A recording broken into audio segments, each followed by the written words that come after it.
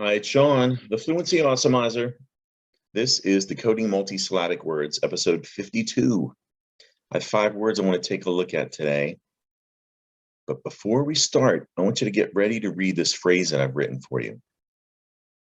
Hit pause when you see it to give yourself time to read it, and then hit play to continue. But read this right out loud. Ready? Hit pause and read this.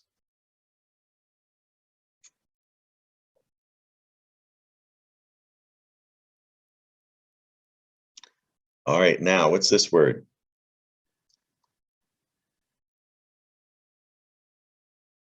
How about this word? This.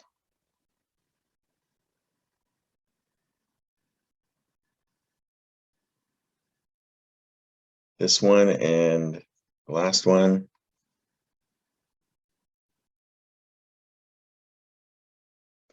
Question for you, were any of those tricky to read? If so, keep watching. I'm going to demonstrate some great decoding strategies you can use when you're stuck on a word when you're reading independently. First, a reminder of the fable, The Tortoise and the Hare. And the moral, slow and steady wins the race, which is great advice when you get stuck on a big unfamiliar word like this one. You can think of those words as races, and if you read like the hare, you might race through it to get finished quickly. That's where mistakes can happen, but if you read like the tortoise, take it slow and steady. That patience is definitely going to help improve your decoding. So let's practice. All right, this word's a very tricky word. It looks like match.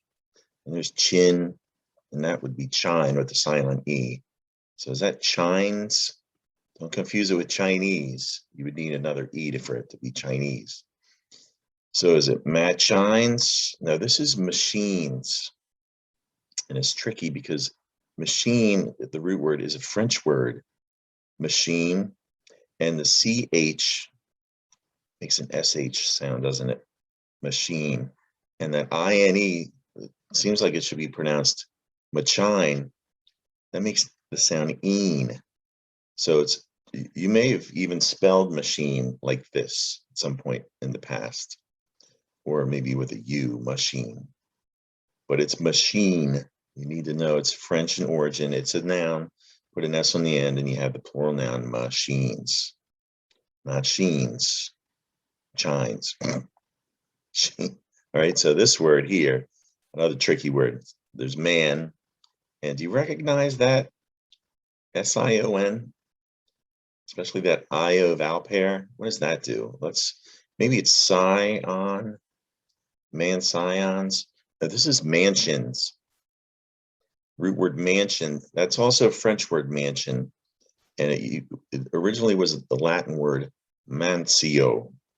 Mansio, which in Latin means any kind of dwelling. And so the French put an N on it, and mansion in French is mansion. And it became the English word mansion. And it's the S-I-O-N that's the trick to this word. It's pronounced shun in English for some reason.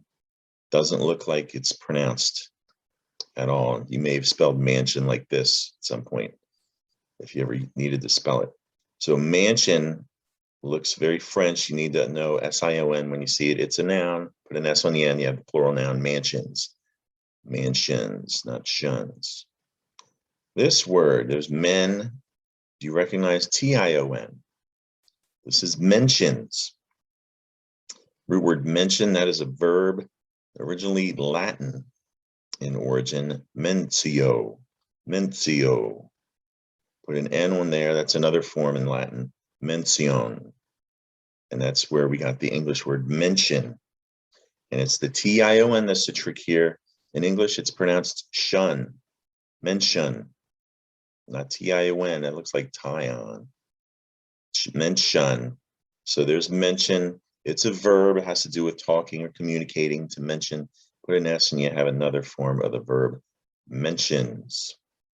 This word looks like it starts with metch. That CH sound, right? Metch. Could be chan, chanic, chanics. Is it mechanics? No, it's mechanics. And mechanic is the root. And that is also from the ancient Latin language, mechanic. That CH makes a K sound, doesn't it? Yeah, it comes from Latin. It's also a Greek origin, a Greek root in that word. Here's mechanikos, which means mechanical, and they actually use a K to spell mechanic. So it's the CH that you need to know. It makes more than one sound, not just a ch sound, but it can make a K sound too, as in school, stomach, and character, and even makes a sh sound. We'll talk about that another time. So mechanic is a noun, it's a person. Put an S on the end, you have the plural noun mechanics, no mechanics. And finally, this word, the biggest of the words I'm showing you today, is the easiest, I think. You break it apart. There's merch, Jan, and dice. Yeah, it's merchandise. Merchandise is an old French word we have in English. And merchandise, anything you have for sale, can be considered merchandise, basically. And it's a big word, so a lot of people abbreviate it now and just say merch. All right, that's it for today. Subscribe to my YouTube channel or follow me on Facebook for more helpful decoding videos like this. Facebook, in my photos, there's a great album full of reading challenges I've written to help you practice decoding those big words, and also Awesomeize your fluency. So if you haven't been to Facebook or YouTube, search the Fluency Awesomeizer. Hope you enjoyed the video and found it helpful. Come back and see me soon.